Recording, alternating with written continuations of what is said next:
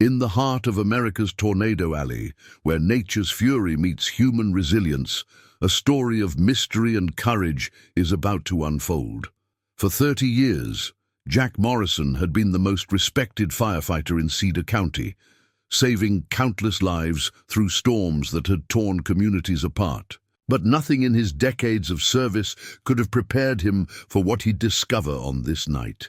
When his rescue truck flips into dense woods during a catastrophic tornado, he hears something impossible through the howling wind: a baby's cry. There, beneath twisted branches and debris, he finds an infant clutching a tarnished locket, with no parents in sight and the tornado bearing down. But this is more than just a story of survival. Dark figures are moving through the storm, searching, and this child might be the key to a mystery far deadlier than any natural disaster. What sinister forces would abandon a baby in the path of a tornado, and why are they so desperate to get the child back? Before we jump back in, tell us where you're tuning in from, and if this story touches you, make sure you're subscribed, because tomorrow I've saved something extra special for you. Jack Morrison's morning ritual hadn't changed in 30 years. Every dawn, he would take his grandfather's brass pocket watch from its wooden case, polish its scratched surface with the same handkerchief his wife Mary had embroidered before cancer took her, and check its steady rhythm against the digital clock on his nightstand. The watch hadn't gained or lost a minute in 3 decades of service, reliable like its owner. This morning, though, something felt different. The autumn air carried an unfamiliar weight, heavy with more than just the moisture that typically preceded a storm. Jack stood at his kitchen window, coffee cooling forgotten on the counter, watching clouds build in unusual patterns across the pre-dawn sky. The pocket watch ticked quietly in his palm, its familiar weight anchoring him to reality. As his mind drifted back to that night 15 years ago, the Thompson family tornado, the one that had earned him the department's highest commendation, and the same one that still haunted his dreams. He'd found their daughter, little Rebecca, huddled in a bathtub under a mattress, clutching her teddy, bare while the storm raged overhead. They'd made it out just before the house collapsed. These days, Rebecca was a meteorologist for the National Weather Service, and she still sent him a Christmas card every year. The radio on his kitchen counter crackled to life, interrupting his reverie. "Attention all units! Storm warning issued. For Cedar County, all personnel report to stations. Repeat, all personnel report to stations." Jack tucked the watch into his breast pocket, where it had lived every day since his first shift as a rookie firefighter. Its steady ticking had become a metronome for his life, marking time through countless rescues, the slow years of Mary's illness, and the lonely decades that followed. He grabbed his jacket and keys, muscle memory guiding him through motions. Performed thousands of times before, the drive to Station 7 was short but telling. Even at this early hour, people were preparing, boarding windows, securing loose items, heading inland. They waved as he passed, his truck as familiar a sight as the old water tower that had stood sentinel over Cedar County since before he was born. These people trusted him, knew him, had watched him age from an eager rookie into the station's most experienced rescue specialist.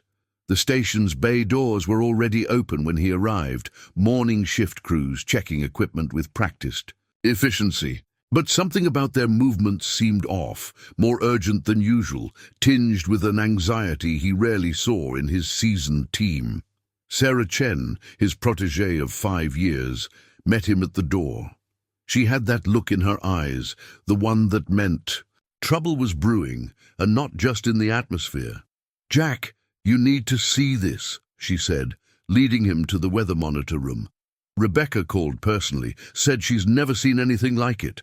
The radar image on the main screen showed what looked like a massive storm system, but the formation was wrong. The clouds were moving against prevailing winds, concentrating in a spiral pattern that defied meteorological norms.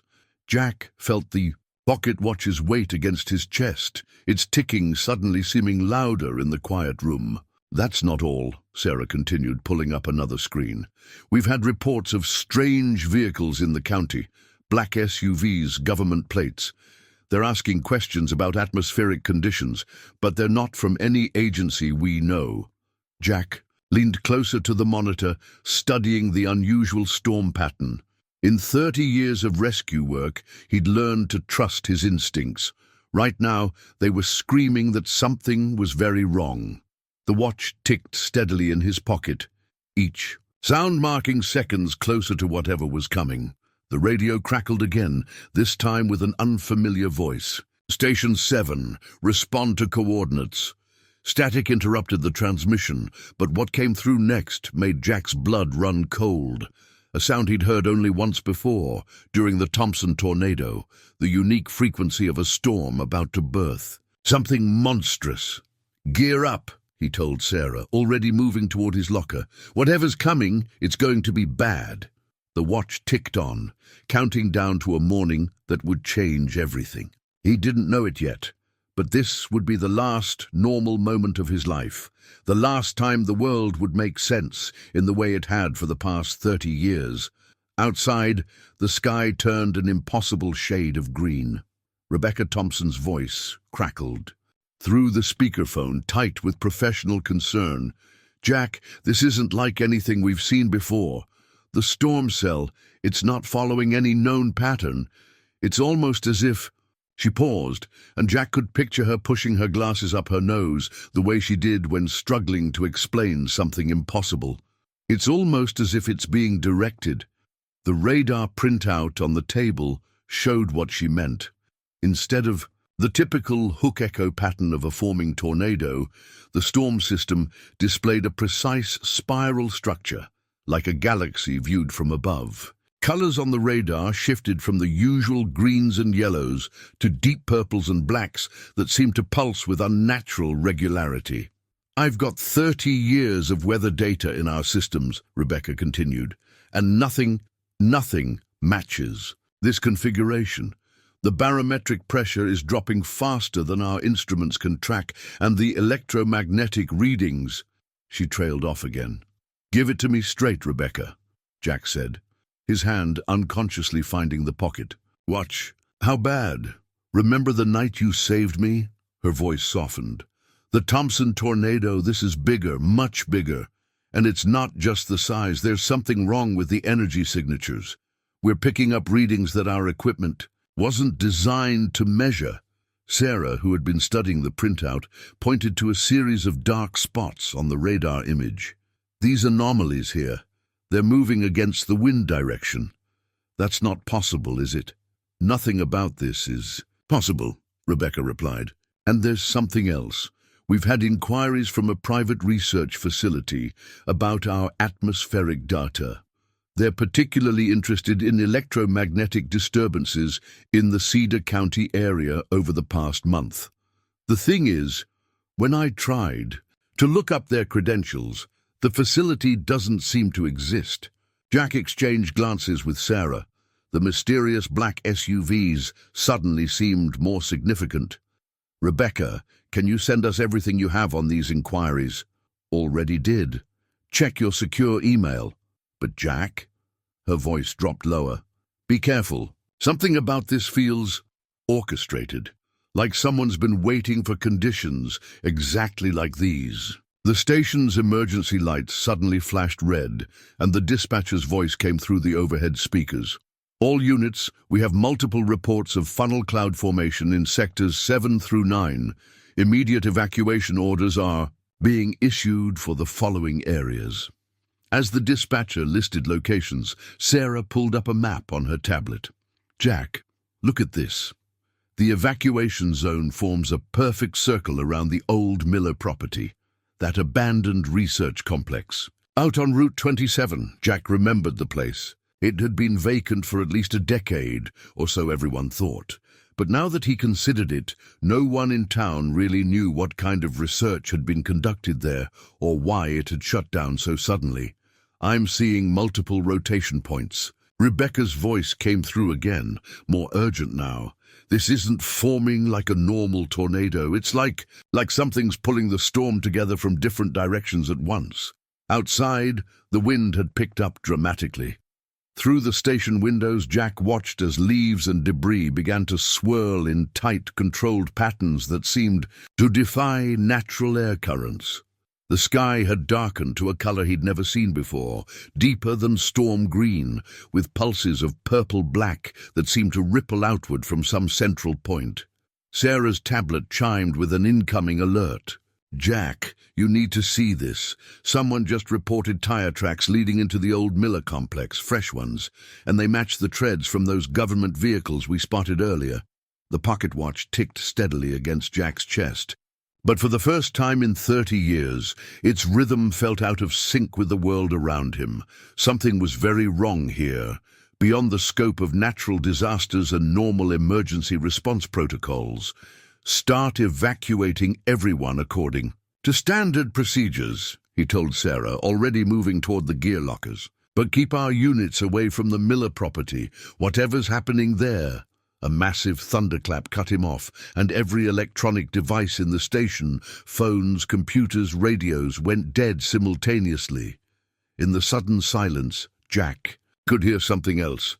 A high-pitched whine, just at the edge of audibility, seeming to come from everywhere and nowhere at once.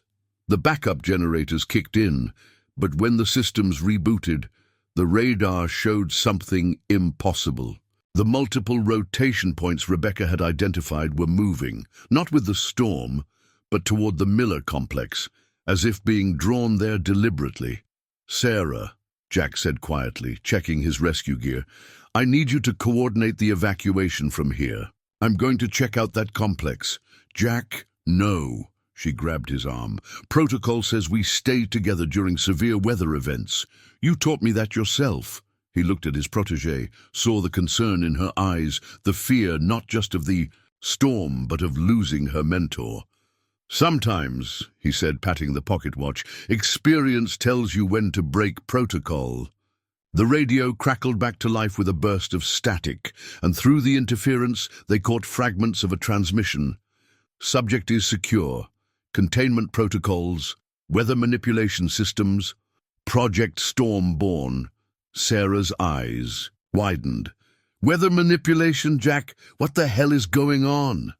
"I don't know," he replied, checking his rescue gear one final time. "But I'm going to find out. Keep the evacuation moving. And Sarah," he held her gaze, "if I'm not back in 2 hours, send everything we have, the radar images, Rebecca's data, those transmission fragments, to every news outlet in the state." As he headed for his truck, the unnatural storm continued to build overhead. The pocket watch ticked steadily, counting down to something unprecedented. Jack had always trusted his instincts, and right now they were telling him that this storm wasn't just a natural disaster. It was a cover for something much darker. He just hoped he could figure out what, before it was too late. The dispatch call came just as Jack pulled his truck onto Route 27. Through bursts of static, the coordinates crackled through, fragments of numbers that made his blood run cold. They pointed directly to the heart of the Miller complex. "Dispatch, repeat those coordinates," he requested. But the only response was more static, punctuated by that same high-pitched whine he'd heard at the station. The torn piece of paper on his passenger seat held the partial coordinates he'd managed to write down. 41, 17, and 96 W. The missing digits nagged at him like a forgotten word on the tip of his tongue. The storm was intensifying. Wind rocked his heavy rescue truck, and the sky had taken on that sickly luminescence that veteran storm chasers knew meant trouble. But something was off about the light. It seemed to pulse in regular intervals, like a heartbeat made visible. His radio crackled again. "Jack?" Sarah's voice fought through the interference. "Those black SUVs, they're moving, all of them, converging. On your location, and we just lost contact with Rebecca. The whole National Weather Service station went dark." "Copy that," Jack responded, eyes scanning the road ahead. The Miller complex's security fence loomed through the growing darkness, its warning signs barely visible through the swirling debris. "No trespassing, government property, authorized personnel only." The pocket watch ticked against his chest as lightning split the sky, except it wasn't normal lightning. The bolts moved horizontally, forming a grid pattern that seemed to center on the complex. In 30 years of rescue work, Jack had never seen anything like it. A memory surfaced. 10 years ago, a series of unexplained equipment malfunctions near the complex. Every compass in a 5-mile radius had gone haywire, pointing not north but toward the facility. The official explanation had blamed solar flares, but Jack remembered the look on the investigating officer's face, the same look Sarah had worn when showing him those radar images. The truck's electronics flickered and the engine coughed. Jack guided the vehicle to the shoulder, fighting the strengthening wind. As he reached for his flashlight, movement caught his eye. A convoy of black SUVs approaching fast from behind, their headlights cutting through the unnatural gloom. "Sarah, I've got company," he reported, but the radio only produced static. The SUVs were closing in, their approach precise and coordinated.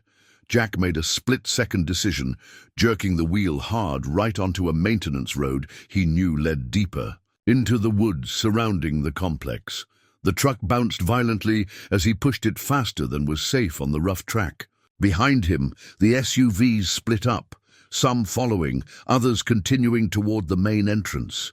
They were trying to box him in. Lightning flashed again, illuminating a sign he'd never noticed before. Weather Monitoring Station Alpha. But the sign was new, its metal unmarred by age or weather.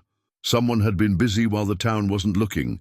The maintenance road curved sharply, and Jack's headlights caught a glimpse of something that made him slam the brakes. A chain-link gate across. The path decorated with more warning signs. Beyond it, barely visible through the trees and growing storm, stood a massive array of satellite dishes and antennas, all pointing skyward at precisely the same angle. His truck skidded in the mud, tires fighting for traction. The pocket watch ticked louder, as if counting down to impact.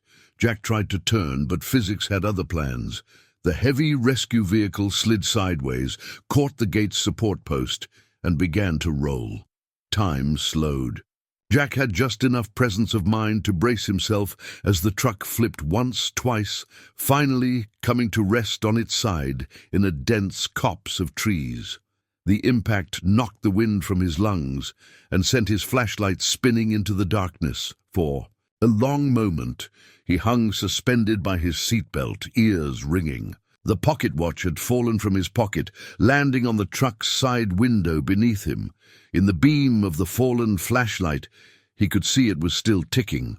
Then he heard it, so faint he thought he might have imagined it. A cry. Not the wind, not the storm, but the unmistakable sound of an infant in distress. "Sarah," he tried the radio again. Nothing but static and that persistent high-pitched whine. Through his shattered windshield, he could see the storm intensifying, the clouds moving in that same impossible spiral pattern. But now they seemed to be centered directly overhead. The cry came again, stronger this time. Jack released his seat belt, dropping carefully onto the side window. Every muscle protested as he forced the driver's door upward and open. The wind hit him like a physical blow, carrying with it the smell of ozone and something else, something chemical and unfamiliar. His flashlight beam caught movement in the trees, figures in dark tactical gear moving with military precision. They were sweeping the area in a search pattern, and they were getting closer. The cry echoed once more, desperate now. Jack retrieved his pocket watch, grabbed his rescue gear, and made a choice. Instead of retreating from the complex as protocol would dictate, he began moving deeper into the woods, toward the sound of a child in danger. Behind him, he heard car doors slamming, voices shouting orders. A beam of light swept past his position, and he pressed himself against a tree trunk. The voices carried fragments of conversation. "Containment breach in Sector 7. The subject is showing unprecedented energy readings. Find it before the storm reaches critical mass." Lightning flashed again, closer now, still moving in those unnatural patterns.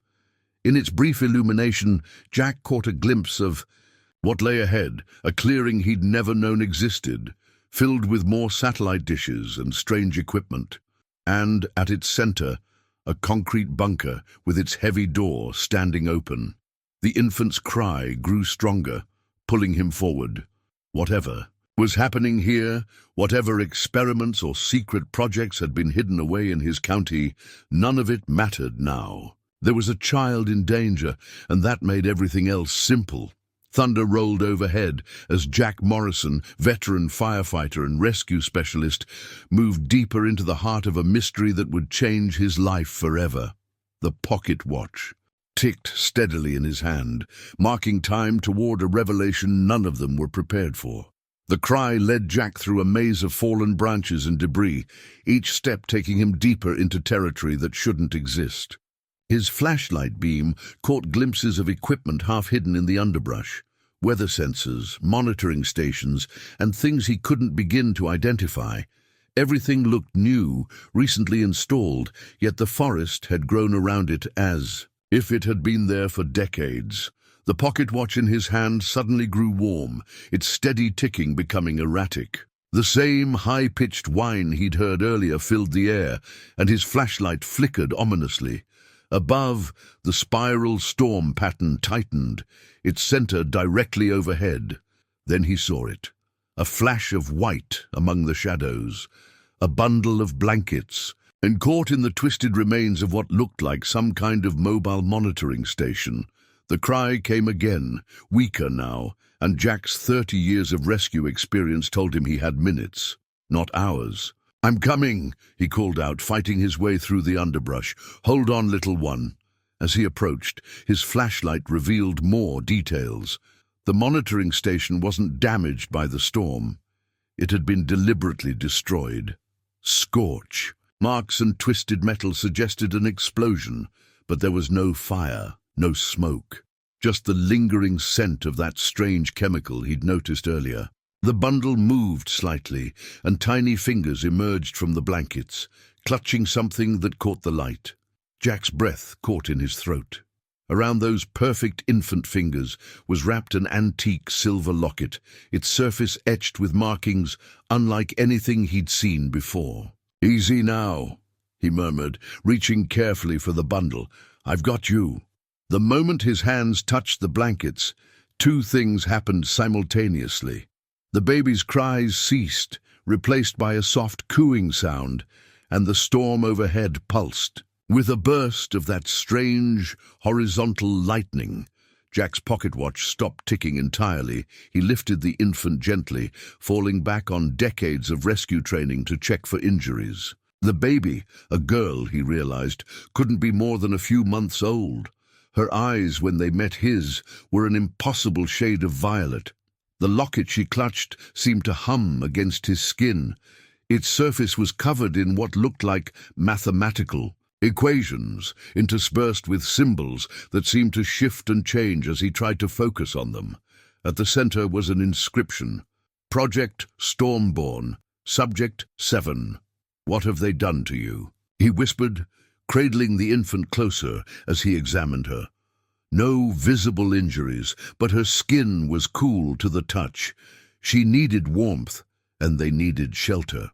The storm was intensifying, and those search teams were getting closer. His radio crackled unexpectedly. "Jack?" Sarah's voice, barely audible through the static. "Jack, if you can hear me, the storm, it's changing. The rotation, it's following something. Or someone." He looked down at the infant in his arms, then up at the spiral pattern overhead. The baby reached up with her free hand, and for a moment, the clouds directly above them seemed to thin, revealing a patch of clear sky. "My God," he breathed. A shout from behind him snapped him back to reality. Flashlight beams swept through the trees, accompanied by the sound of boots on wet ground, multiple teams coordinating their movements with military precision. "Target is showing unprecedented energy signatures. Lock down the perimeter. Subject 7 must be contained at all costs."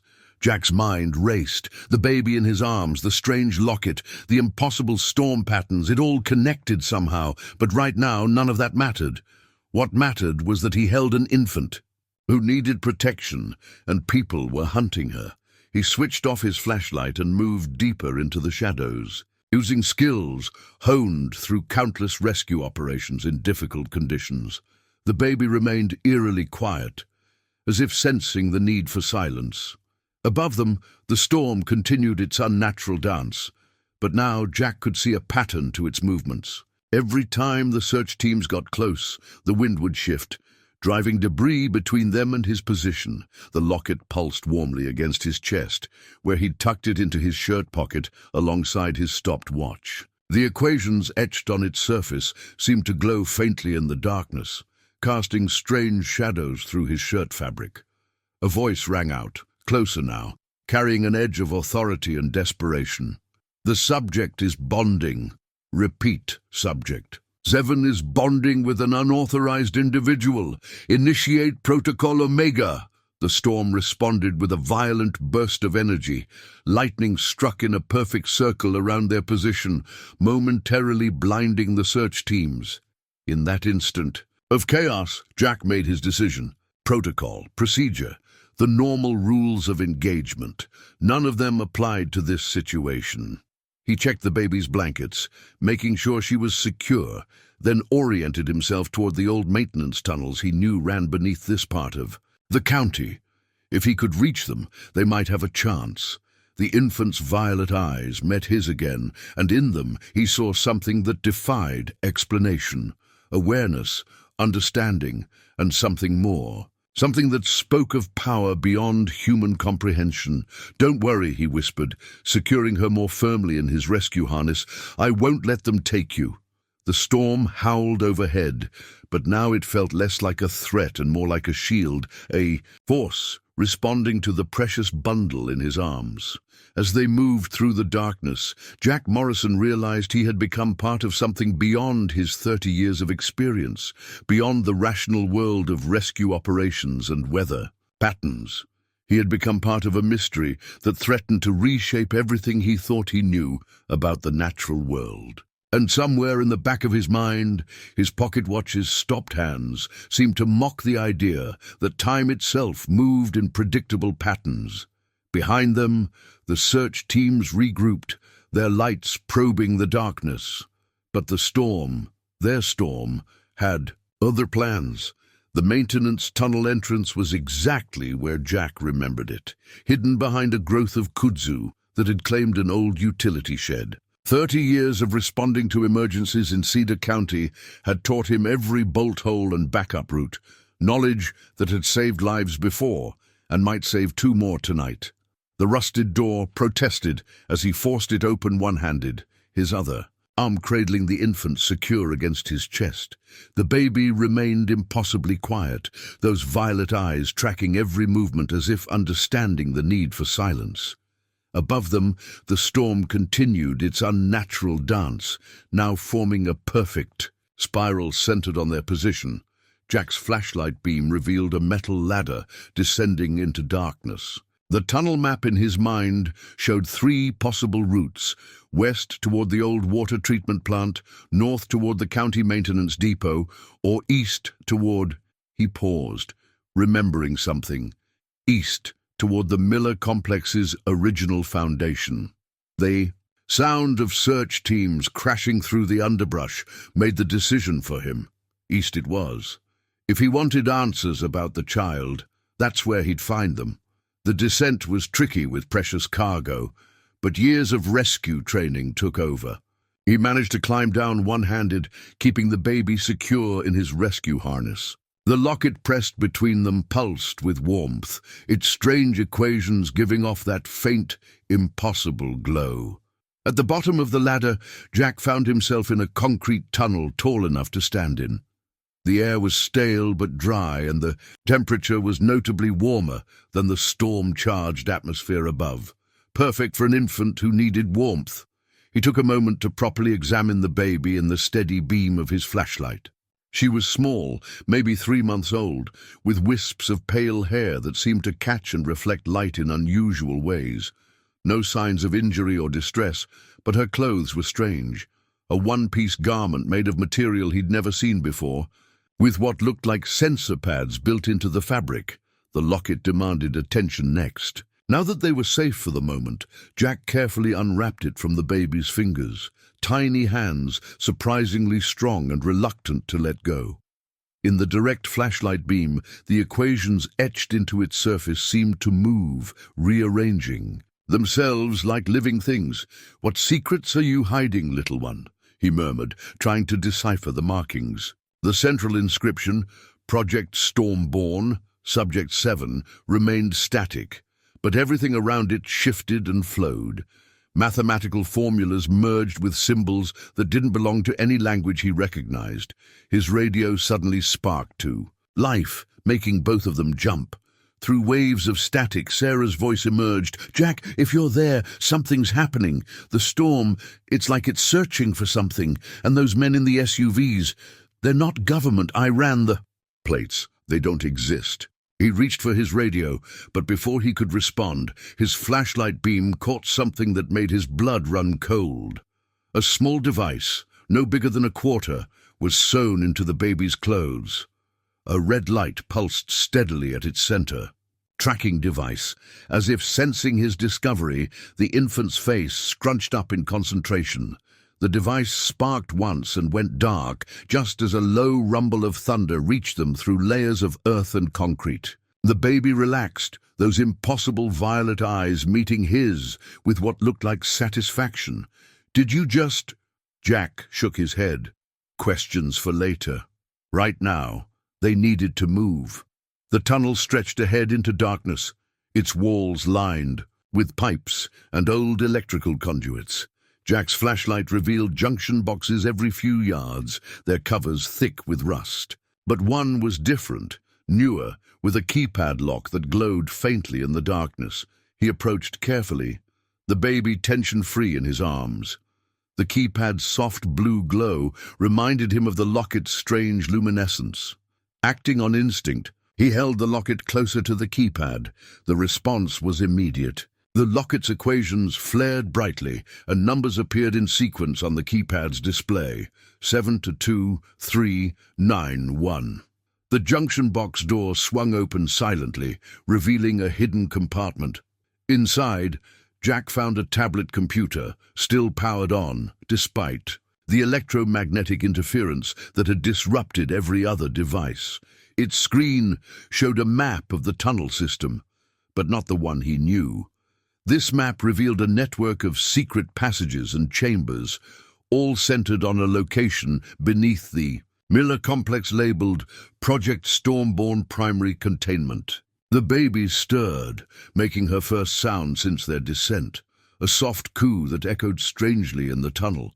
Above them, thunder rolled in perfect synchronization with her voice. Jack's stopped pocket watch suddenly grew warm against his chest. He pulled it out, watching in amazement as its hands began to move, not in their usual clockwise direction, but backward, as if trying to tell him something about the past. The tablet screen flickered, displaying new information. Personnel files, research notes and something labeled Subject 7 Development Metrics. But before he could read further, a sound echoed through the tunnel, boots on metal coming from the ladder they'd descended. "Below!" a voice called out. "Signal stronger down here." Jack quickly memorized what he could of the tunnel map, then closed the junction box. The baby remained eerily calm as he moved deeper into the darkness, choosing a path that would lead them toward answers or into a trap. The Locket pulsed once more against his chest, and the tablet in the junction box behind them quietly self-destructed, leaving no trace of the secrets it had briefly revealed. But Jack had seen enough to know one thing for certain. The infant in his arms was more than just a baby. She was the key to something that powerful people were willing to kill for, and somehow the storm above was only the beginning. The tunnel branched into 3 passages, each disappearing into darkness. Jack could hear the search team's footsteps, echoing behind them, getting closer. The baby stirred against his chest, and suddenly the Locket grew warm again. Its glow illuminated a series of scratches on the tunnel wall, recent marks, deliberate ones. Someone had left a message. S7, follow the conduits. Jack's flashlight beam revealed thick power conduits running along the ceiling of the rightmost tunnel. They were new, their metal housing unmarred by rust or age. He took the right passage just as voices echoed from behind. Signals degraded, spread. Out-check all 3 tunnels. Remember, non-lethal force only. The asset must be recovered intact. The baby's tiny fingers clutched at his shirt as they moved deeper into the tunnel network. The air was changing, becoming cooler, carrying the scent of electronics and ozone, the same smell he'd noticed near the crashed monitoring station above. Meanwhile, across town at Station 7, Sarah Chen was discovering just how deep the rabbit hole went. The shredded research facility document she'd found in the station's fax machine was only partially legible, but what she could read chilled her to the bone. Project Stormborn Final Report. Classification: Ultra Black Subject 7 shows unprecedented ability to influence atmospheric conditions. Quantum entanglement with storm systems, genetic modifications stable.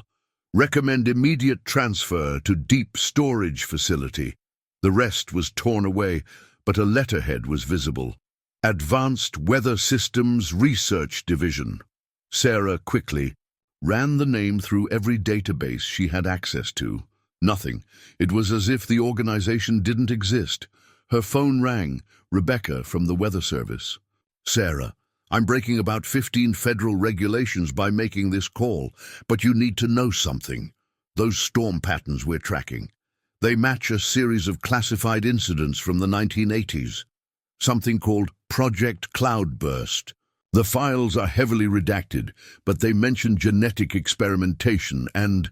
The line went dead. Back in the tunnel, Jack froze. The sound of footsteps had ceased, replaced by something worse. Silence. His years of rescue work had taught him that sudden silence usually preceded something dangerous. The baby's violet eyes were fixed on the ceiling, and she made a soft sound. Not quite a cry, more like a warning. Jack looked up just as the first. Drops began to fall through tiny fissures in the concrete above, but it wasn't water. The liquid was silvery, mercury-like, and where it hit the ground it began to form complex patterns, the same equations etched on the locket.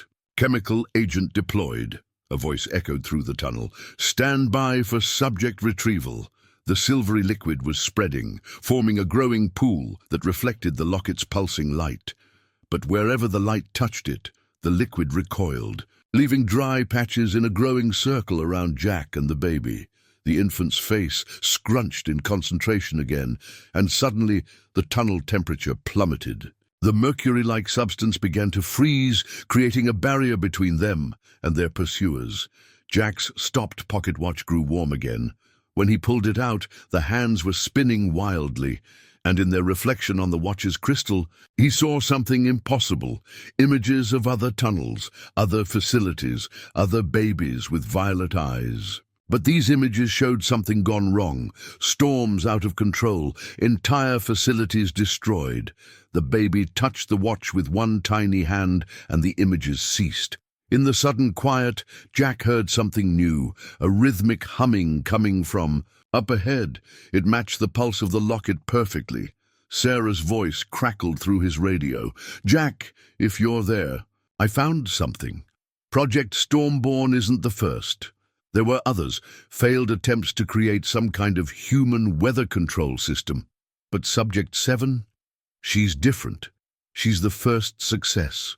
The baby cooed softly, and the frozen chemical barrier behind them crackled with forming ice crystals. Through the translucent wall, Jack could see shadowy figures setting up some kind of equipment. They're not trying to catch her, he realized aloud. They're trying to contain her power. As if in response, the storm above intensified. Even through layers of concrete and earth, they could feel its fury. The baby's eyes glowed faintly in the darkness, and for a moment Jack saw what looked like tiny lightning bolts dancing across her skin. Asset is displaying elevated energy signatures, a voice commanded through the barrier. Deploy the dampening field. Full spectrum containment protocols authorized. The humming ahead grew louder, and the locket's pulsing became erratic. The baby's face showed the first signs of distress since Jack had found her. He had to make a choice: continue forward toward the source of the humming, which likely led to the facility's heart, or try to find another way out. The baby's increasing discomfort made the decision for him. Whatever lay ahead was affecting her, and not in a good way. Jack turned to retrace their steps, but the frozen barrier now blocked their retreat. They were trapped between the search team and whatever waited in the facility ahead. The baby suddenly grabbed the locket with both hands. The equations on its surface blazed with light, and a new passage appeared in the tunnel wall, a maintenance shaft, hidden behind a false panel that swung open at their approach. Sarah's voice came through once more. "Jack, the storm, it's protecting you, isn't it? The satellite imagery shows a perfect circle of calm wherever you move. But they're bringing in something big, something military. You need to—" Static cut her off as the humming reached a fever pitch. The baby whimpered, the first real cry she'd made since the woods. Jack Morrison had spent 30 years saving people from natural disasters. Now he faced something entirely unnatural, cradling a child who could control the weather itself, pursued by forces beyond his experience. But one thing remained constant: his duty to protect those in danger. "Hang on, little one," he whispered, ducking into the hidden passage. "We're not playing by their rules anymore." Behind them, the false panels swung shut just as the chemical barrier began to melt. The locket's light guided them forward, its equations shifting to reveal new secrets with each pulse. But time was running out, both for them and for whatever. Countdown Project Stormborn had initiated. The storm above answered the baby's whimper with a fury that shook the earth itself. The maintenance shaft was narrower than the main tunnel, forcing Jack to move sideways with the baby held close. His flashlight revealed decades of history written on the walls, old maintenance dates, crew signatures, and something else. Between the legitimate markings were other notes, hastily scrawled. They're lying about the protocols. S3 containment. Breach. 3 dead. Weather isn't meant to be controlled. The baby's eyes tracked each marking as they passed, almost as if she could read them. The locket's pulsing had settled into a steady rhythm, matching the distant thunder overhead. Jack's stopped pocket watch remained warm against his chest, its hands occasionally twitching as if trying to mark time in multiple dimensions at once. A yellowed newspaper clipping, preserved in a plastic sleeve, caught his flashlight beam. This headline made him pause. "Miller Research Facility celebrates weather prediction breakthrough, 1985. Below it, someone had written in faded red ink, "Prediction. They're creating storms." The baby made a soft sound, drawing his attention to another clipping nearby. 3 scientists missing after laboratory accident. The date was smudged, but a familiar name jumped out from the text. Dr. Elena Martinez, lead researcher for Project Cloudburst, unavailable for comment. "Jack?" Sarah's voice crackled through his radio, weaker now but still audible. "I found Dr. Martinez. She's alive, living under another name in Arizona. I managed to reach her, and she told me—" "Oh God, Jack, you won't believe—" Static cut her off, but the baby's reaction was immediate. Those tiny hands reached toward the radio, and for a split second the static cleared. Genetic modifications weren't meant for weather control. They were trying to create human early warning systems for natural disasters. But something went wrong. The subjects didn't just sense the storms, they started influencing them. The first 6, Jack, they lost control. The power was too much. But Subject 7, she's different. She's not just controlling the storms, The radio died completely. The baby's eyes met Jack's, and in their violet depths he saw understanding far beyond her apparent age. The maintenance shaft opened into a larger room, filled with old filing cabinets. Most were empty, their contents long removed, but one had been overlooked. Its drawer stood partially open, spilling folders onto the floor. Jack shifted the baby. Carefully as he examined the files, Project Cloudburst's official documentation was mostly redacted, but between the black lines, a story emerged. They hadn't started with babies. The first attempts had been with adults, volunteers from various weather research programs. The results had been catastrophic. A photo slipped from between the pages. A man in a lab coat, his eyes the same impossible violet as the child in Jack's arms. The image was damaged, burned around the edges, but the subject's expression was clear, a mixture of wonder and terror as storm clouds formed inside what looked like a sealed laboratory. Subject 2 showed initial promise. The accompanying notes read, "Demonstrated ability to influence barometric pressure within controlled environment." Day 37. Subject's abilities exceeded containment protocols. Facility damage extensive. No survivors except primary researcher, Dr. Martinez. Recommend immediate termination of adult trials.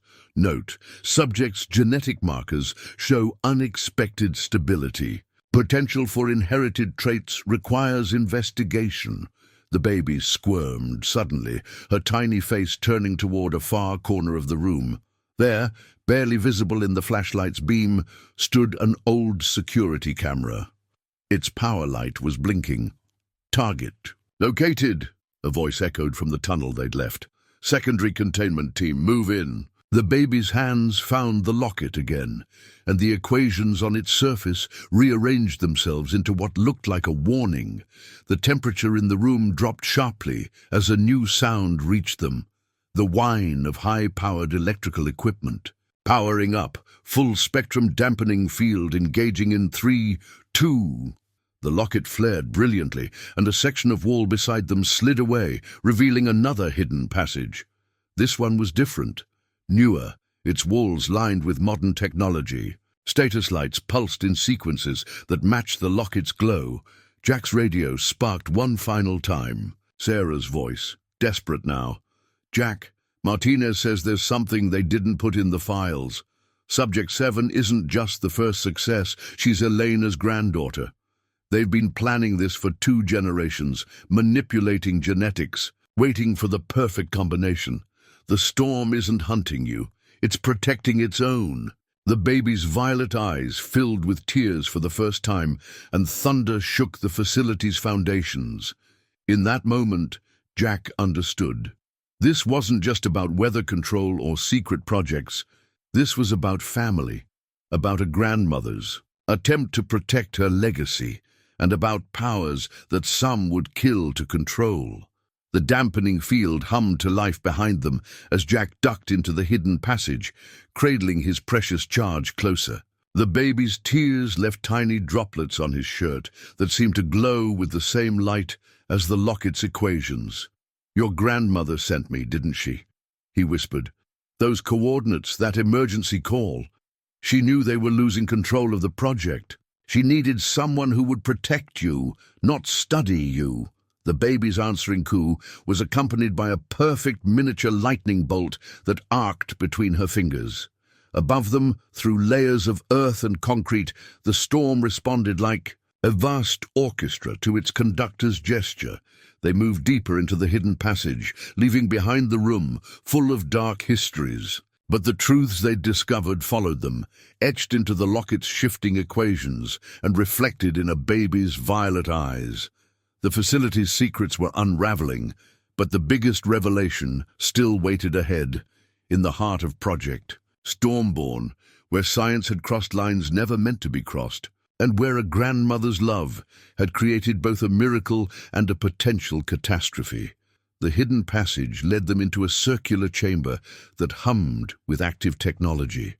Screens lined the walls, each displaying different atmospheric readings that made Jack's 3 decades of rescue experience seem suddenly inadequate. The numbers were impossible, pressure differentials that should have torn the county apart, wind speeds that could level cities. Yet outside, the storm wasn't destroying anything. It was containing itself, forming a perfect cylindrical wall of cloud and lightning around the facility. The baby shifted in his arms, those violet eyes fixed on the central display.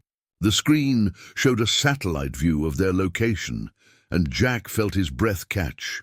The storm system had organized itself into a double helix pattern, like a strand of DNA written in clouds and lightning.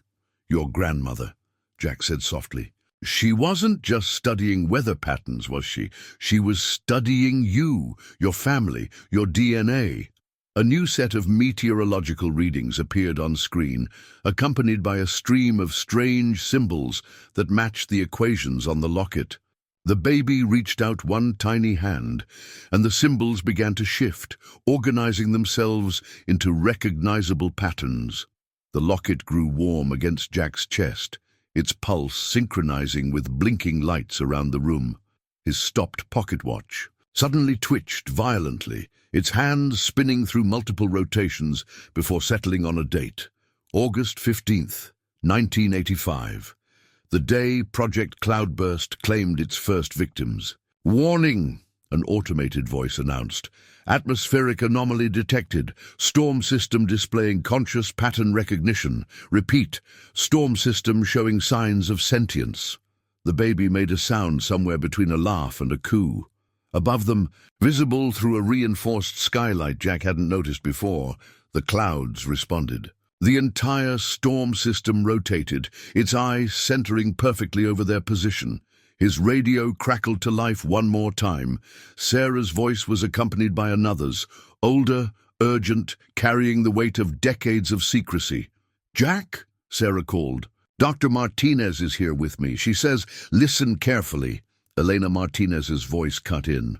Her accent was slight but noticeable, carrying traces of a childhood in Madrid. "What my granddaughter can do, what all of them could do, it's not about controlling the weather. It's about communication. The storms aren't weapons. They're trying to talk to us." The baby's eyes lit up at the sound of her grandmother's voice. The equations on the locket flared brightly, and suddenly the room's displays showed new data. Not just weather patterns, but waveforms, sound patterns, language. "The first subjects couldn't handle it," Martinez continued. "The input was too much, like hearing every voice in a crowd screaming at once. But Isabella, she was born with the ability to filter, to focus. She doesn't just hear the storm, she can answer it." Isabella. Jack looked down at the baby in his arms. She smiled, and a perfect miniature cloud formed above her head, complete with tiny lightning bolts. "They wanted to weaponize her gift," Martinez's voice hardened, "turn her into some kind of atmospheric control system. But the storms, they're already conscious in their own way. They're already communicating. We just never had anyone who could understand them before." The facility's walls vibrated with a low-frequency hum as the storm overhead intensified. Through the skylight, Jack watched in awe as the clouds formed patterns he now recognized as variations of the Locket's equations. "The Locket," he said suddenly, understanding dawning. "It's not just a tracking device or a key. It's a translator." "My life's work," Martinez confirmed. "A quantum interface designed to bridge the gap between human consciousness and atmospheric phenomena, but it only works for those with the right genetic markers. For Isabella, it's as natural as breathing." A new alarm blared through the chamber.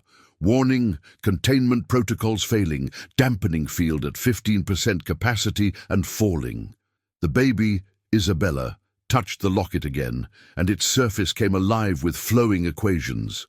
The symbols matched perfectly with the patterns now visible in the storm above.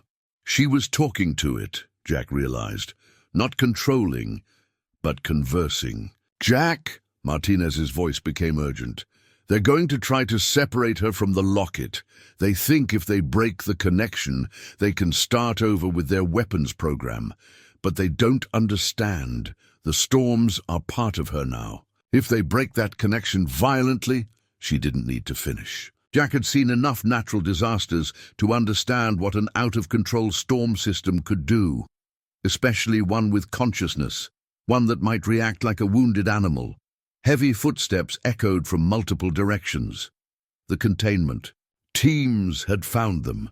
Isabella's tiny face scrunched in concentration, and the storm responded. Lightning struck in precise patterns around the facility, forming a protective barrier. But the dampening field was still operating at partial strength, and Jack could see the effort tiring her. She was still just a baby, no matter how extraordinary her gifts. "Stay with me, little one," he murmured, supporting her as she struggled to maintain the connection. "Your grandmother sent me to protect you, and that's exactly what I'm going to do." The chamber's displays flickered as the facility's power fluctuated. Through the skylight, the storm's eye remained fixed above them, watching, waiting, ready to defend its tiny interpreter. Jack Morrison, veteran firefighter and rescue specialist, held a baby who could talk to storms. Above them, the greatest weather system ever recorded hovered like a guardian angel, and somewhere in the facility, men with guns and dampening fields were coming to take her away.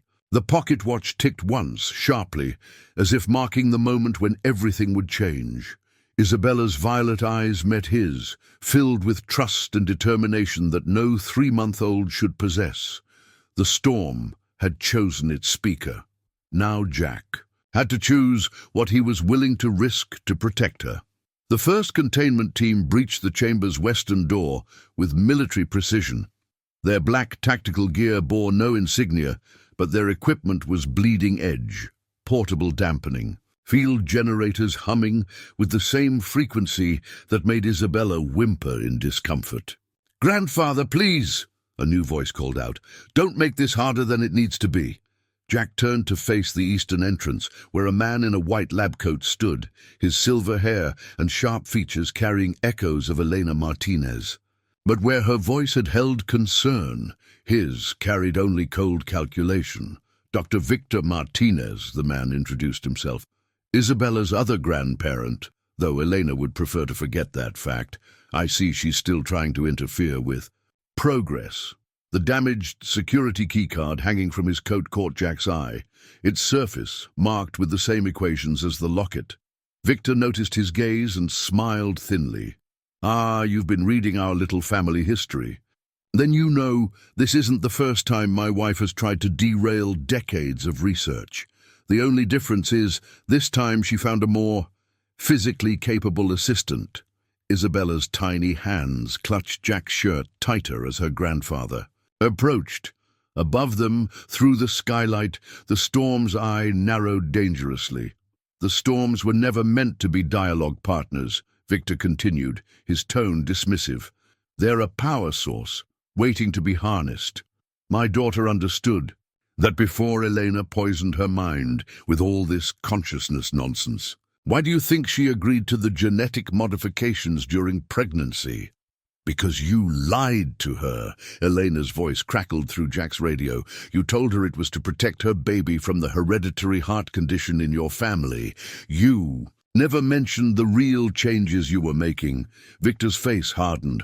"I gave our granddaughter a gift, the power to reshape weather itself, to control the very forces of nature, and you want to waste that on what? Meteorological conversation?" The containment team had completely surrounded them now, their dampening fields creating a shrinking circle of interference. Isabella's connection to the storm was weakening, the perfect atmospheric spiral above them beginning to fray at the edges. "She's 3 months old," Jack said, his voice carrying the weight of 30 years of protecting the vulnerable. "Whatever plans you have for her power, she's still just a baby who can level cities with a thought," Victor countered, "or save millions by directing storms away from populated areas. The potential applications are endless. With the right guidance, the right containment protocols, the right cage." Eleanor cut in bitterly. "That's all your facility has ever been, Victor, a cage for forces you don't understand and people you refuse to listen to." Isabella began to cry softly, the sound barely audible but carrying devastating impact. Every screen in the chamber exploded simultaneously. The storm above roared in fury, and Jack's stopped pocket watch suddenly burned hot against his chest. "The dampening fields," one of the tactical team leaders warned. "They're failing." Victor pulled what looked like a remote detonator from his coat pocket. Unfortunately, I prepared for this eventuality. That locket Elena made, it's not just a translator. It's also a dampening field of its own, calibrated specifically to Isabella's genetic signature. One push of this button, and her connection to the storms will be severed completely. You'll kill her. Elena's voice shook. That connection is part of who she is now. Breaking it violently could send her into neurological shock. A temporary setback. Children are resilient, and we can rebuild the connection under controlled conditions. Jack felt Isabella's tears soaking through his shirt, but they weren't normal tears. Each droplet glowed with the same energy as the Locket's equations, creating tiny points of light that hung in the air around them. 30 years of rescue work had taught Jack to recognize watershed moments, instances where a single decision could mean the difference between life and death. This was one of them. But for the first time in his career, protocol offered no guidance. The baby in his arms could potentially destroy the entire county. Her grandfather wanted to turn her into a weapon. Her grandmother wanted to protect her connection to forces. Humanity was only beginning to understand. And somewhere in the middle stood Jack Morrison, a firefighter who had sworn to protect life above all else. Isabella looked up at him with those impossible violet eyes, and in them he saw not power or potential weapons, but trust. Pure, simple trust in the man who had found her in the storm. His pocket watch ticked once sharply, for the first time since this began. "You're right about one thing," Jack said to Victor. "I have been reading your family history, including the part about what happened to the other subjects. The ones you tried to control, the ones who died because you wouldn't listen, necessary sacrifices for progress. I know. But here's what 3 decades of running into burning buildings has taught me." Jack shifted Isabella slightly, keeping her clear of the dampening fields. "Sometimes the bravest thing you can do is admit that the situation is beyond your control." Victor's finger tightened on the detonator. "Philosophical debates won't change the fact that I have armed men surrounding you and the power to end this with one push of a button." "True," Jack agreed, "but you forgot something important about storms, Doctor, something any rescue worker knows." "And what's that?" "The eye is only calm if you respect it. The moment you try to control it—" Jack never finished the sentence. Isabella's tears suddenly reversed their fall, floating upward through the skylight. The storm above responded with a sound like mountain ranges colliding. The chamber's remaining screens came alive with new equations, not the careful translations of the Locket, but raw atmospheric mathematics. Pure storm language. God in heaven. Victor breathed, watching as his granddaughter's eyes began to glow. Full power to all dampening fields, now! But it was too late. Isabella had already made her choice about who to trust, and the storm had chosen its speaker. The breaking point had arrived. The classified experiment documentation materialized from nowhere, pages of research notes swirling in a miniature tornado around Isabella's tiny form. Her tears, still floating upward, had become conduits of pure atmospheric data, each droplet a window into the storm's consciousness. "What have you done?" Victor stared at his granddaughter in horror and fascination. This level of synchronization shouldn't be possible at her age. "She's not synchronizing with the storm." Elena's voice carried a grandmother's pride through the radio static. "She's teaching it. Every equation, every pattern you forced into her genes.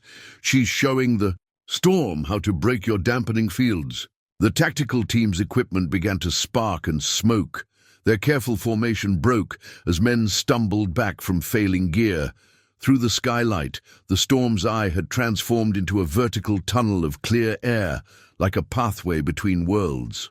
Jack's pocket watch burst open, its hands spinning wildly before settling into a new configuration, tracking not hours and minutes, but atmospheric pressure differentials. The watch had become part of the translation matrix, just like the Locket, just like Isabella's tears.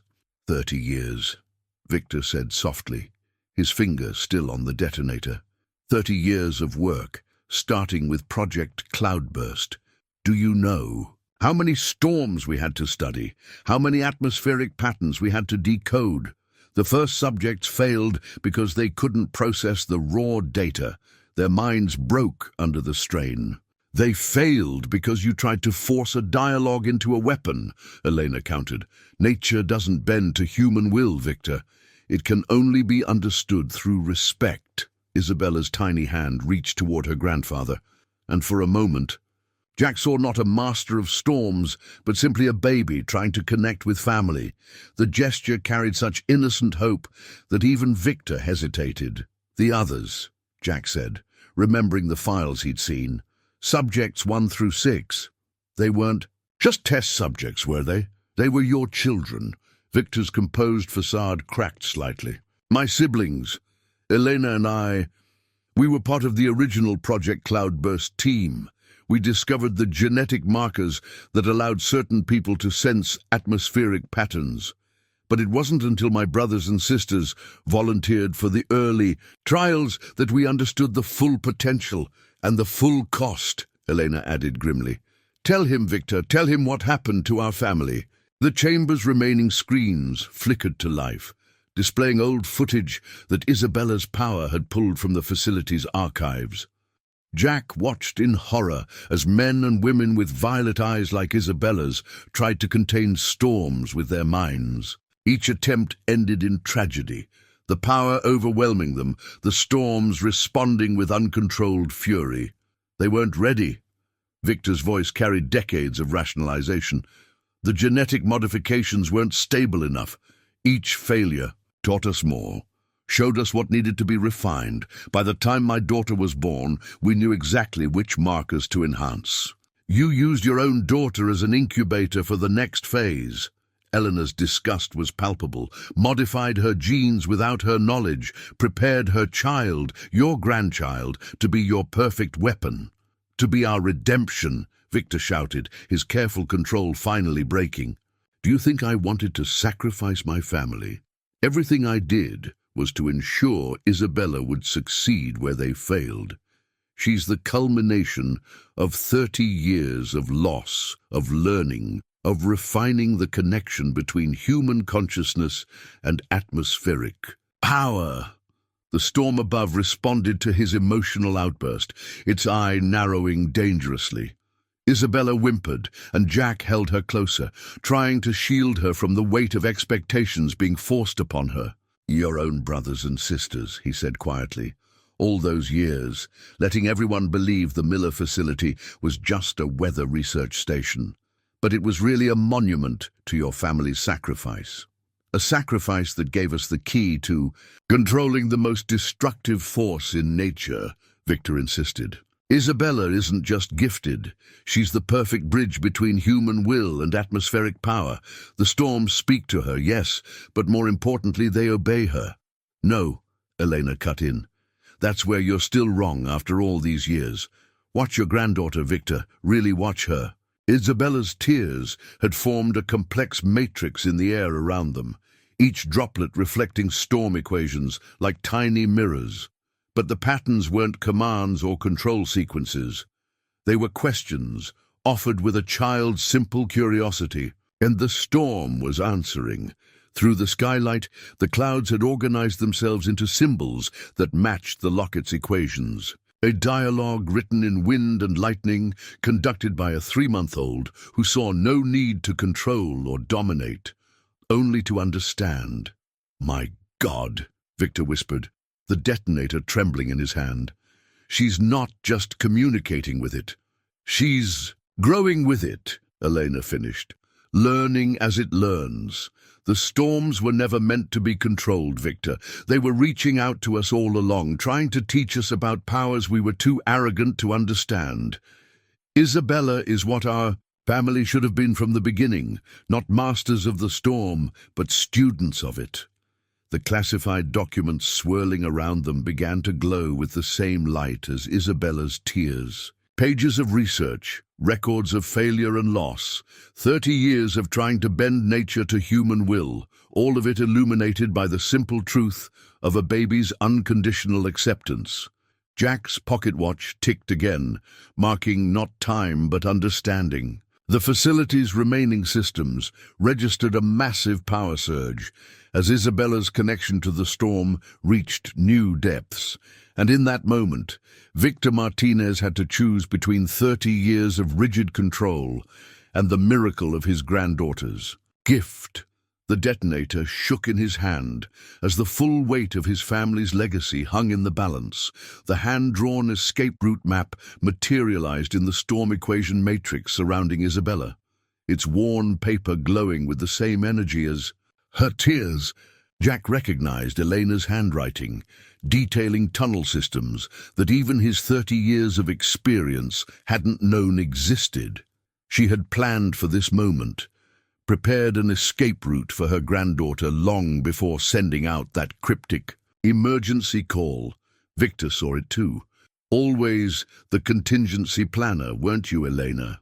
Even after you left the project, you never stopped watching, never stopped interfering.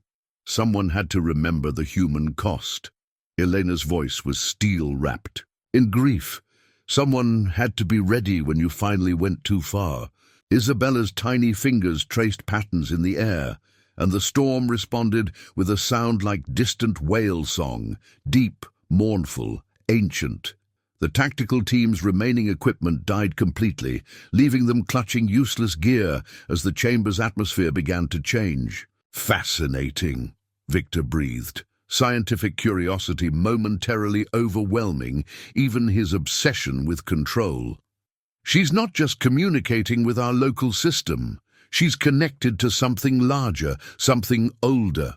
The storms were never separate entities, Elena explained, her voice carrying decades of hidden knowledge. They're all part of one consciousness, one vast pattern that humanity was too blind to recognize. Our family didn't discover the connection.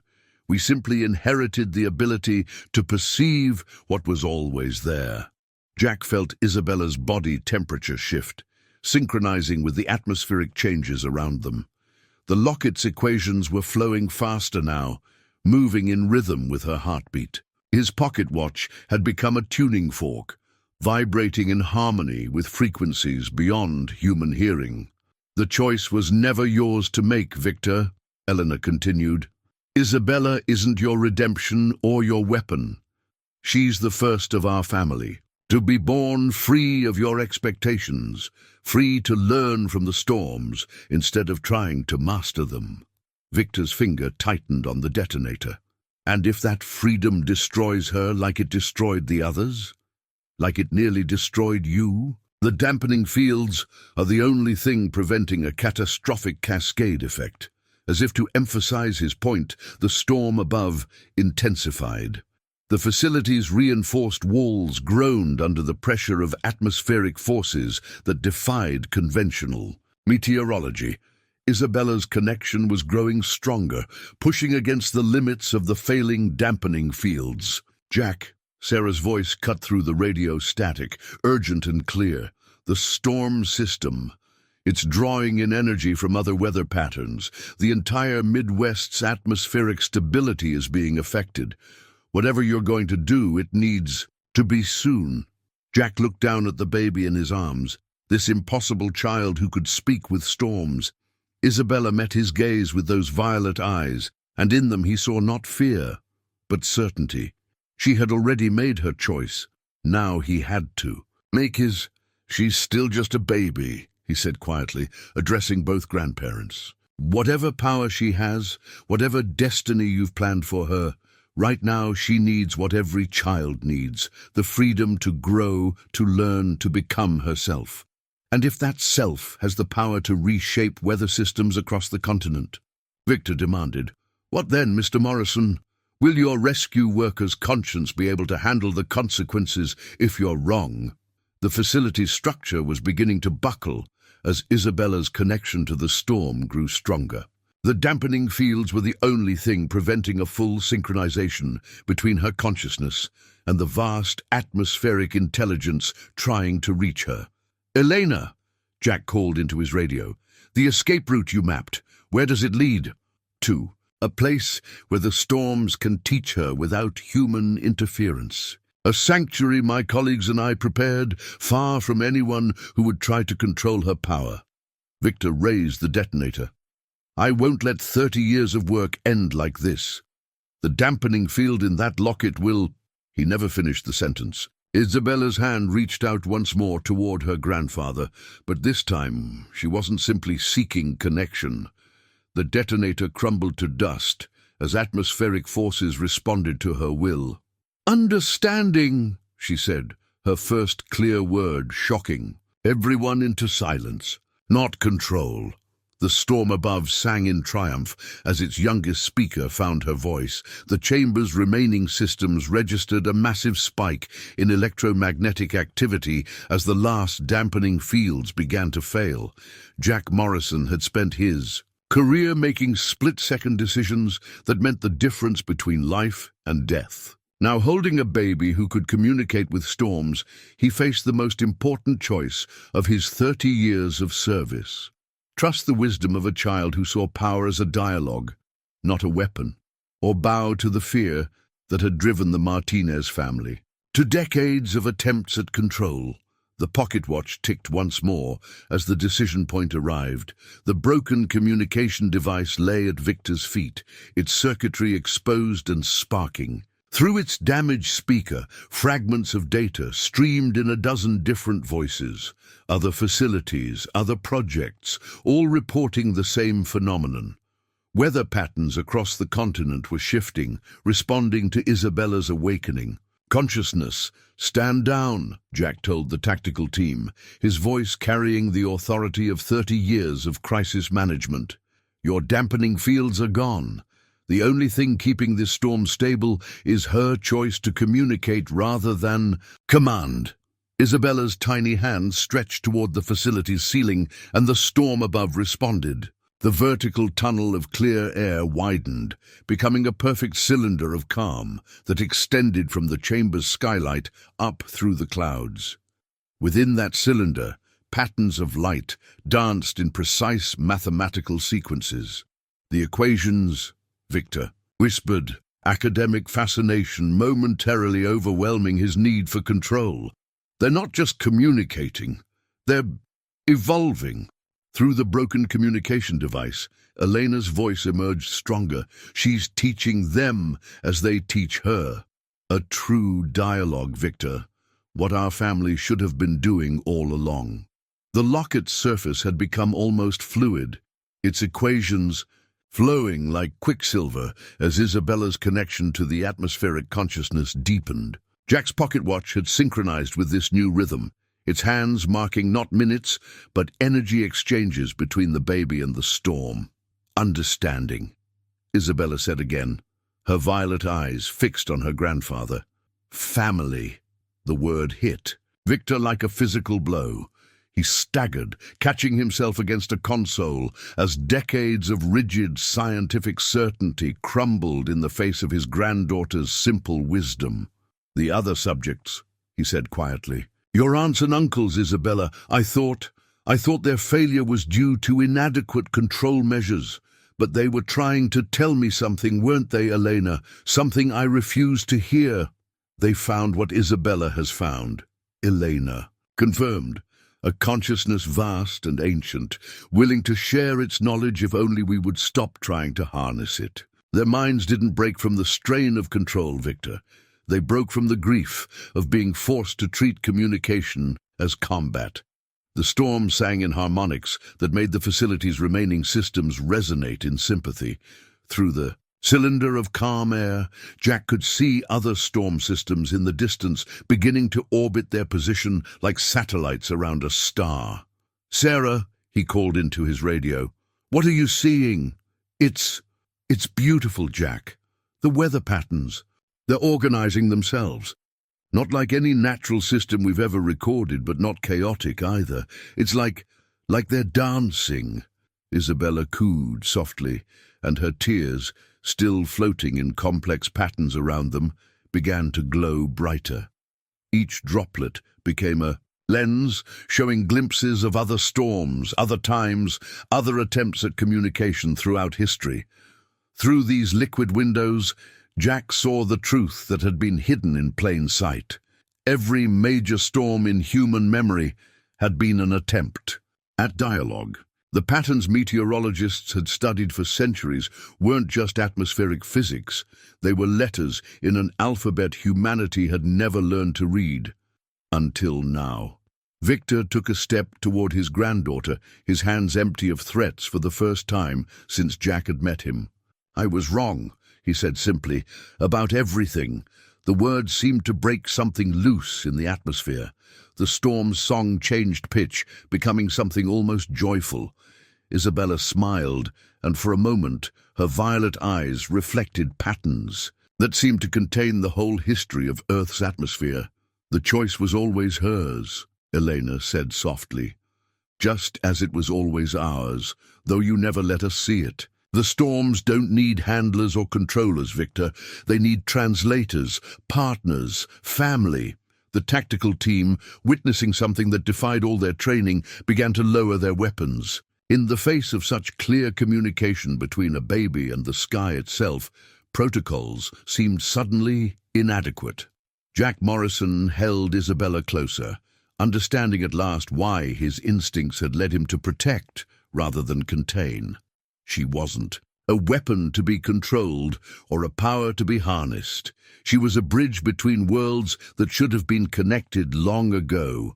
The turning point had arrived, not in conflict, but in recognition. And somewhere in the facility's archives, the records of Project Stormborn began to update themselves, recording the moment when humanity finally learned to listen to the sky.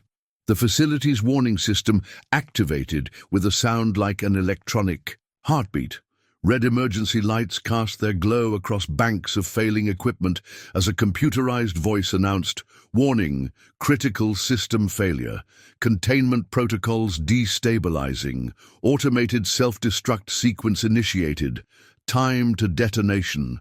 15 minutes. "No," Victor breathed, rushing to the nearest console. The fail-safe protocols, they were never meant to activate with a successful subject unless... His fingers flew across the keyboard, bringing up scrolling lines of code.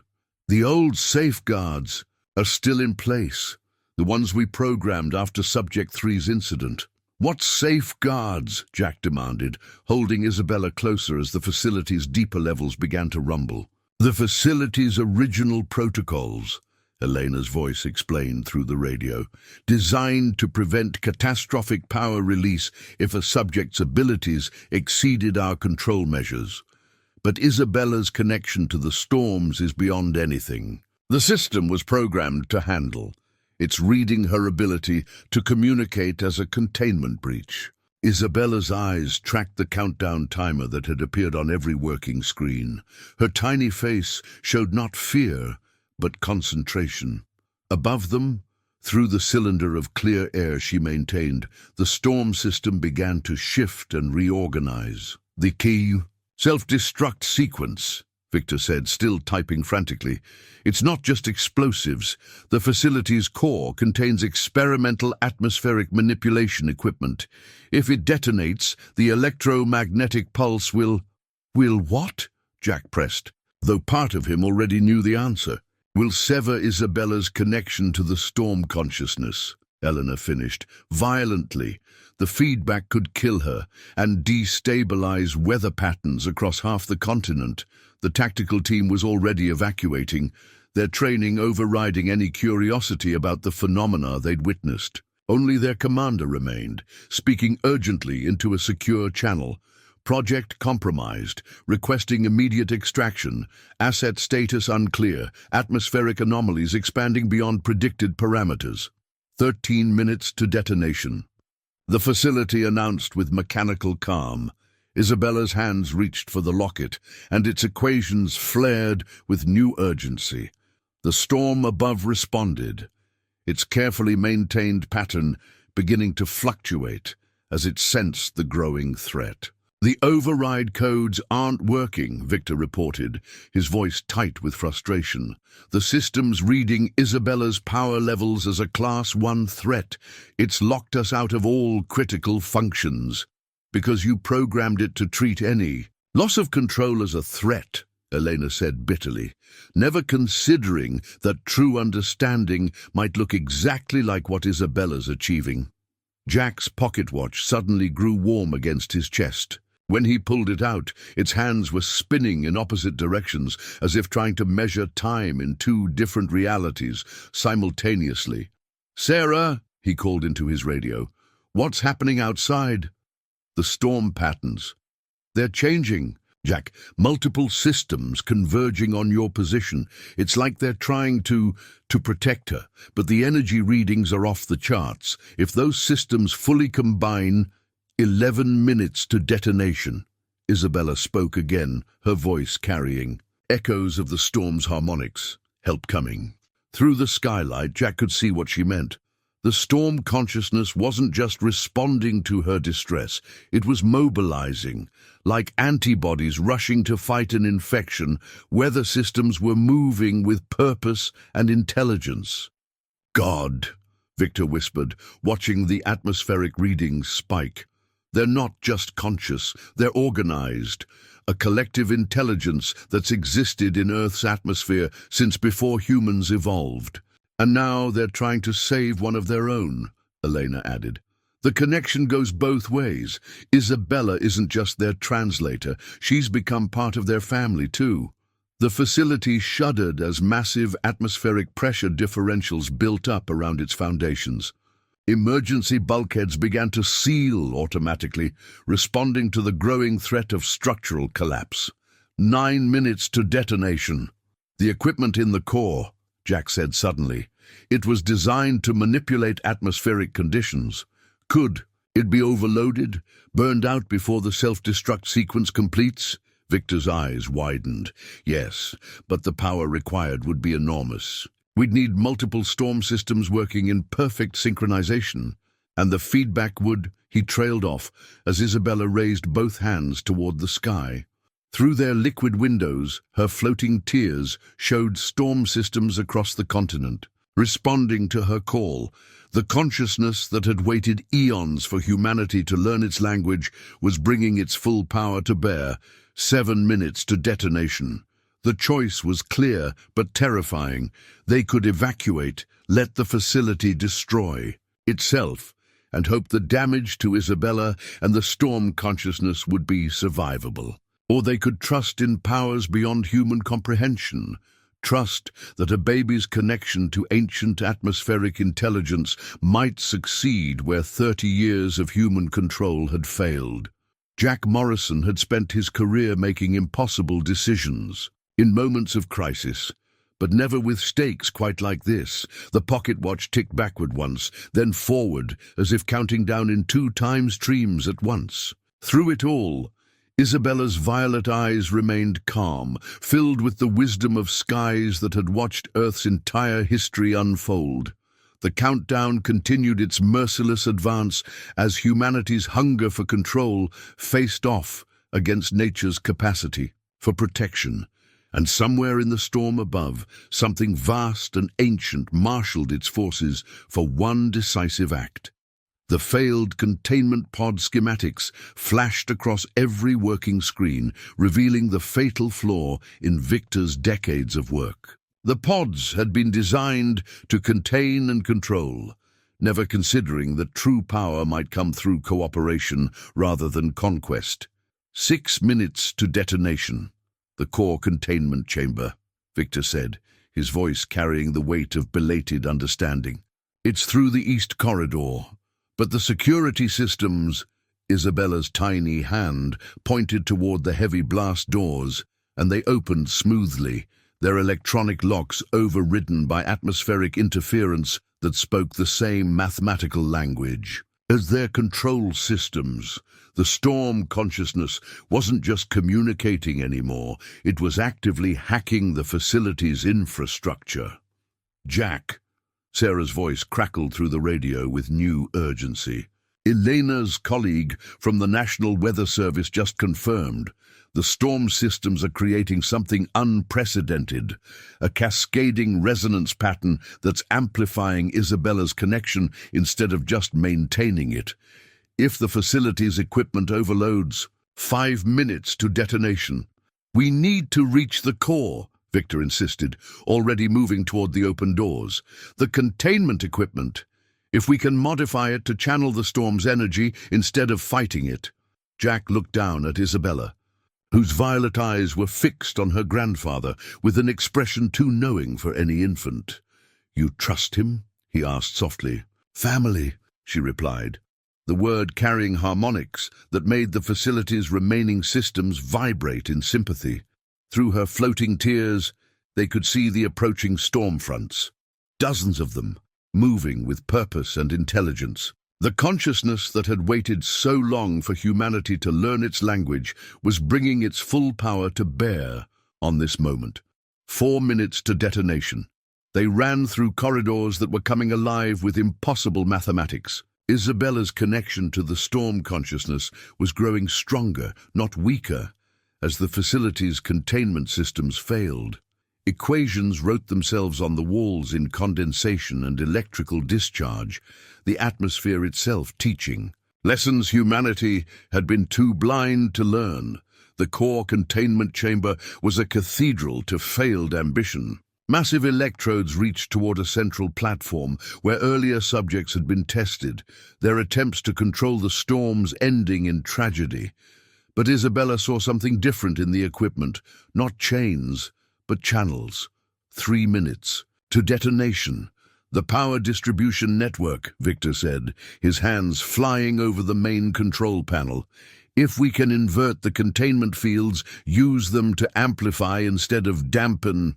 It was never about containment, Elena's voice came through clearly now, the storm consciousness apparently strengthening their radio connection. The storms aren't forces to be contained. They're partners in a dance humanity forgot it was part of. Isabella raised both hands toward the chamber's ceiling, and her tears began to move with new purpose. Each droplet became a conduit, carrying atmospheric data directly into the facility systems. The storm consciousness wasn't trying to destroy the equipment, it was reprogramming it. 2 minutes to detonation. Jack's pocket watch burned hot against his chest as time itself seemed to bend around them. Through Isabella's liquid windows, they could see other moments, other possibilities, the paths not taken when humanity chose dominance over dialogue. The containment fields, Victor breathed, watching readings that defied physics as he understood it. They're not failing, they're evolving. Isabella isn't just communicating with the storms, she's teaching our technology how to speak their language. The chamber's electrodes began to glow with new energy as atmospheric power flowed through circuits that had been designed to cage it. Isabella's tiny face showed fierce concentration as she worked with the storm consciousness to transform 30 years of control into conduits for cooperation. 1 minute to detonation. "It's not enough," Victor said, his voice tight with fear and frustration. "The power levels, even if we successfully invert the containment fields, the feedback when the storms connect fully. Trust," Isabella said firmly, and in her voice they heard echoes of every storm that had ever tried to speak to humanity. The facility's structure groaned as atmospheric pressures built beyond anything its designers had imagined possible. But Isabella wasn't trying to break the building. She was trying to teach it a new way of channeling power. 30 seconds to detonation. Jack Morrison had spent 30 years saving people from natural disasters. Now he watched as nature itself worked to prevent a disaster of human making. Isabella's connection to the storm consciousness wasn't just communication anymore. It was communion. "The containment fields," Victor shouted over the rising harmonics of storm song. "They're reaching critical threshold. 10 seconds to detonation." Isabella spoke one final word as the countdown reached its end. "Together." The storm consciousness answered with the full power of Earth's atmosphere, channeled through a baby who had never learned that cooperation was supposed to be impossible. And in that moment, 30 years of human attempts to control nature met. The ancient wisdom of skies that had always known a better way. The facility director's confession played across every screen as the detonation countdown reached 0. Victor's younger self spoke with passionate certainty. Project Stormborn will give humanity control over the most destructive force in nature. The atmospheric consciousness hypothesis is irrelevant. What matters is power and how we harness it. As the recording faded, Isabella's tears reached critical mass. Each floating droplet became a prism, refracting not just light, but reality itself. Through these liquid lenses, they saw the truth the storm consciousness had been trying to share since the first humans looked up at the sky. The storms had never been separate events. They were neurons in a vast planetary mind, synapses firing, in patterns that regulated Earth's climate. Every hurricane, every tornado, every gentle rain, all were thoughts in an intelligence that had watched life emerge from ancient oceans. The facility's self-destruct sequence activated. But something extraordinary happened. As the electromagnetic pulse built to sever Isabella's connection, the storm consciousness reached through her, using mathematics humanity had never imagined to rewrite the laws of physics within the containment chamber. Impossible, Victor whispered, watching his life's work transform. The energy patterns, they're not destroying the equipment, they're evolving it. The massive electrodes that had been designed to cage atmospheric power became something new. Crystal structures grew along. Their length formed from air molecules arranged in patterns that matched the equations on Isabella's locket. The containment field generators, instead of fighting the storm's power, began to pulse in harmony with it. The facility isn't just a cage anymore. Elena's voice came through with perfect clarity as the storm consciousness enhanced their communications. Isabella's showing it how to be a bridge. Through the chamber's reinforced windows, they could see the storm systems converging overhead. But instead of chaos, they moved with sublime precision, forming a spiral that mirrored the double helix of human DNA. The consciousness that had shaped Earth's atmosphere for billions of years was showing them its own genetic code, written in wind and lightning. Isabella raised her tiny hands, and reality seemed to fold around them. The facility's original purpose, containment and control, dissolved in the face of something far more profound: connection, communication, communion. Jack's pocket watch transformed in his hands, its mechanical parts realigning into crystalline structures that match the growing formations throughout the chamber.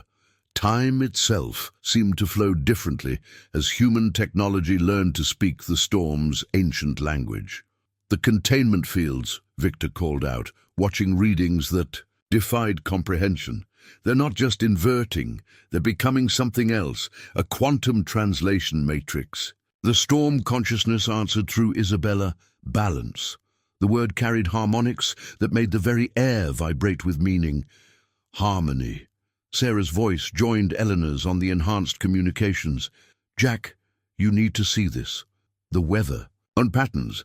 They're stabilizing across the entire continent. It's like the storms are healing the atmospheric damage we never knew we caused. The facility's structure had become a living equation. Every surface covered in flowing mathematical symbols that bridged the gap between human science and atmospheric intelligence. Isabella's tears showed them glimpses of possible futures. Worlds where humanity learned to work with nature's consciousness instead of trying to dominate it. Victor stood transfixed as 30 years of certainty crumbled in the face of greater wisdom. All this time, he breathed, we thought we were reaching for control when what we really needed was to learn how to listen, Eleanor finished. The storms have been teaching us since the first humans looked up at the sky. We just needed someone young enough, innocent enough, to hear them without prejudice. Isabella's eyes met her grandfather's, violet irises reflecting patterns that contained the whole history of Earth's atmosphere. Family, she said again, but this time the word held new meaning. Not just human family, but connection to something vast and ancient and wise.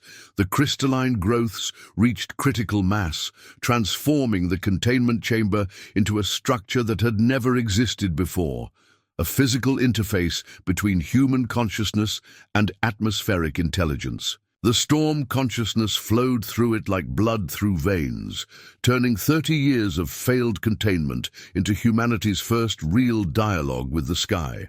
Jack Morrison, who had dedicated his life to protecting people from nature's fury, finally understood. The storms had never been enemies to be fought or powers to be controlled. They were Earth's oldest consciousness, reaching out to its youngest children, trying to teach them how to be part of something greater than themselves. The facilities. Self-destruct sequence completed its countdown, but instead of destruction, it brought transformation. The electromagnetic pulse that should have severed Isabella's connection became the final key in a lock humanity hadn't known it was trying to open. Through her tears, through the Locket's equations, through the crystalline matrices growing like frozen lightning, a new era began. Not with humanity's triumph over nature, but with a baby's gift for hearing the wisdom in the wind. The storm consciousness sang in triumph, its voice echoing through every drop of water, every crystal, every transformed circuit. And in that song, those present heard the future, one where humans finally learned their place, not as masters of nature, but as partners in an ancient dance of wind and rain and wonder. Dawn broke over Cedar County through skies transformed. Where once the facility's stark outline had dominated the landscape, a new structure rose, organic, crystalline architecture that pulsed with atmospheric energy. The storm consciousness had not just prevented destruction, it had created something unprecedented, Earth's first working interface between human technology and weather intelligence. Isabella's new birth certificate lay on a makeshift desk in the facility's transformed control room, the document representing hours of careful negotiation between Victor, Eleanor, and authorities who struggled to categorize what had occurred. Under special notes, someone had carefully written, "First recognized translator of atmospheric consciousness, as witnessed and verified by multiple federal agencies." Jack Morrison stood at a window, watching rescue teams and scientists move carefully through the crystalline grounds. His pocket watch, forever changed by its interaction with the storm consciousness, now kept two kinds of time, human hours and atmospheric patterns. Its soft ticking matched the pulse of energy flowing through the facility's transformed structure. "The military's standing down," Sarah reported, joining him at the window. "Hard to argue for containment when every weather satellite in orbit is showing the same thing, global weather patterns stabilizing for the first time in recorded history." Through the facility's enhanced communications, Elena's voice carried clearly, "The other research sites are reporting similar transformations. The storm consciousness is using Isabella's breakthrough as a template, creating interfaces wherever humanity tried to build cages." Victor, who hadn't left the control room since the transformation, looked up from streams of new data scrolling across crystal displays. The atmospheric mathematics, it's not just about weather. The consciousness is showing us patterns that connect everything, climate, ecosystems, even human social systems. We weren't just wrong about control, we were wrong about what we were. Studying! Isabella dozed peacefully in a makeshift nursery, surrounded by floating equations that danced like mobiles above her crib. Her tears no longer needed to serve as windows. The entire facility had become a lens through which humanity could finally see the intelligence that had always lived in their skies. "The National Weather Service is being reorganized," Sarah said, reading from a tablet that interfaced smoothly with the crystalline technology. "They're calling it the Atmospheric Communication Division now. Rebecca's been asked to head it up." Jack smiled, remembering the little girl he'd pulled from a tornado 15 years ago. "Sometimes the people we save end up saving others." Speaking of saving people, Elena's voice held a hint of amusement. Have you seen the new protocols being implemented at fire stations across the country? Apparently, someone suggested that weather response teams might work better if they tried talking to storms instead of just reacting to them. The facility hummed with peaceful energy as the storm consciousness continued its work, using Isabella's connection as a model for a new kind of relationship between humanity and nature. The tactical teams that had once sought to contain her now served as honor guards, protecting not a weapon, but a bridge between worlds. Victor stood, finally stepping away from his data streams. I've been authorized to make you an offer, Jack. They're forming a new joint task force, emergency services combined with atmospheric communication. They need someone who understands both human rescue protocols and the importance of listening to the sky. And Isabella, Jack asked, his protective instincts still strong. Will have everything she needs to grow into her role naturally, Elena assured him. No more experiments, no more control attempts. Just guidance, support, and a chance to help humanity learn what she was born knowing, that the greatest power comes through partnership, not dominion. Through the crystalline walls, they could see the transformed landscape where the Miller complex had once stood. The Stark government facility had become something organic, alive with possibility. Storm equations flowed like water through transparent crystal corridors, teaching anyone who cared to learn the language that Isabella spoke so naturally. There will be others, Victor said quietly, watching his granddaughter sleep. The genetic markers we tracked, the abilities we tried to control, they were never mutations to be contained. They were evolution in action, humanity slowly learning to speak with the consciousness that surrounds us all. Jack's pocket watch ticked in harmony with the facility's pulse as he considered the future. 30 years of rescue work had taught him that every ending was also a beginning. The storms would still come, but now humanity had a chance to understand them, to work with rather than against the planet's own rhythms. Outside, the sky continued its ancient dance, but now its patterns carried clear meaning. The storm consciousness that had waited so long for humanity to learn its language had finally found its voice in a child's innocent wisdom. And in nurseries across the country, other babies were being born with violet eyes. 1 year later, Jack Morrison sat in his new office at the Atmospheric Communication Division, a photo of himself holding Isabella prominently displayed beside his restored pocket watch. The watch still kept dual time, human and atmospheric, its soft ticking a constant reminder of the night that changed everything. The morning briefing showed weather patterns that would have once caused panic, but now represented ongoing dialogue. Storms still formed, but they moved with purpose and cooperation, guided by a growing network of violet-eyed children who were learning to speak the sky's language as naturally as their native tongues. Isabella, now walking and talking with the precocity of one connected to ancient wisdom, had become something of a legend in meteorological circles. But to Jack, she remained what she had been that first night, a child in need of protection and understanding. Her giggles still made small clouds form indoors, and her tears still carried equations, but now they were tears of joy more often than not. Victor and Elena had reconciled, their decades-old breach healed by their granddaughter's wisdom. They co-directed the new Atmospheric Research Institute, where control rooms had been replaced by communication centers, and containment pods by interface chambers that amplified rather than suppressed the connection between human and storm consciousness. Sarah, promoted to Deputy Director of Emergency Response, had developed new protocols that incorporated atmospheric communication into every rescue operation. The storms want to help, she always told new recruits. We just have to remember to ask nicely. The transformed Miller facility had become a school of sorts, where children with violet eyes could learn to develop their gifts safely, supported by family and science working in harmony. The crystalline architecture continued to grow and evolve. reflecting the deepening relationship between humanity and the consciousness that had waited so long to be heard. Jack's rescue work hadn't ended. It had evolved.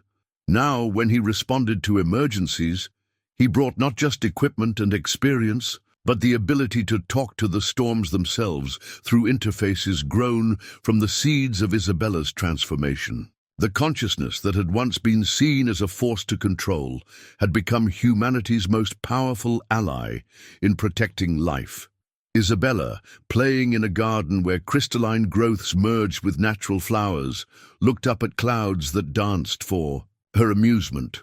"Story?" she asked Jack, her violet eyes reflecting patterns of atmospheric mathematics that even the most advanced computers were still learning to decode. "Which one?" he asked, though he knew the answer. "The night you found me," she said, forming tiny storm fronts between her hands. "The night we taught the sky to trust again." Jack smiled, his pocket watch ticking in harmony with the pulse of atmospheric energy that now flowed freely through their world. The consciousness that had shaped Earth's weather since the planet's birth had found its voice in a new generation, and through them, humanity was finally learning its place in a dance as old as rain itself. "Well," he began, watching Isabella's face light up as the clouds above gathered to help him tell their tale. "It started with a storm that wasn't quite like any other. Above them, the sky sang its ancient song, no longer in secrets and silence, but in harmony with the children who had taught humanity how to listen.